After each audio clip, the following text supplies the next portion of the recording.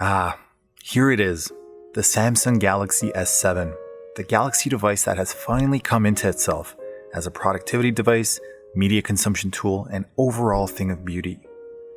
Samsung may have sold millions of prior generations of this phone, but this one feels special. And it isn't just one or two things about this device that make it the hit that it is. It's all of the little things in unison.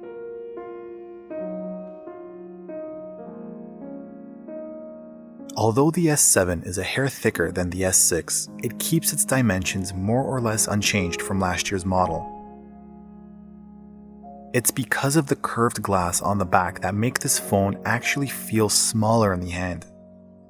Samsung has also gone beyond the chromed, creaky plastic bits it's always been known for, and has worked on your physical bond with the object.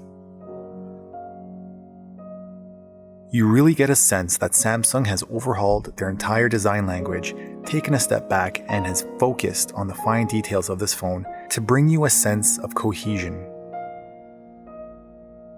The aluminum frame around the edge of the phone is a little more sunken this time around, and is a little less obvious. And it seems to be slightly tinted purple, just enough to appreciate that little aspect when comparing it to the S6. To me, this feels just right. The phone now weighs slightly more, but it feels as rigid as ever, and it's less prone to falling out of your hand than the S6 was. If you think adding heft is a step in the wrong direction, all I can really say is that when you're given a bigger battery, you take it. And yes, the camera hump has finally been shaved down, or filled in with more battery, whichever you prefer really. Notifications have taken a step into the future on the S7. The always-on feature lets you see the time and how many notifications you have at any given moment. All this without using much of the battery in the process.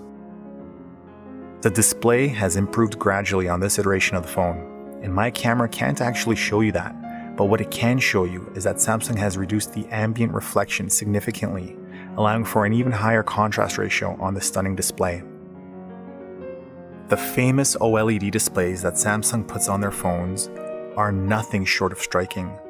Set the display to basic mode and enjoy viewing online content and even Android itself in up to 99% of the color accuracy that each were created in. Leave the phone in adaptive display mode and the screen will adjust based on your surroundings. One thing that has taken a step back is the onboard loudspeaker, and you can definitely blame that on the fact that this phone is now water resistant. But you'd never have known it if you weren't comparing them side by side. You'll still find a micro USB port on this phone, which may very well be on its last generation of Galaxy phones. Micro USB isn't exactly dead yet. If anything, it just means that you'll still have that trusty old BlackBerry charger to rely on when you most need it. What more can be said about a device that has come this far in such a short period of time? Samsung has proven that it can play catch-up in the looks department. Combine that with the Galaxy's legendary capabilities, and you have a true classic of design.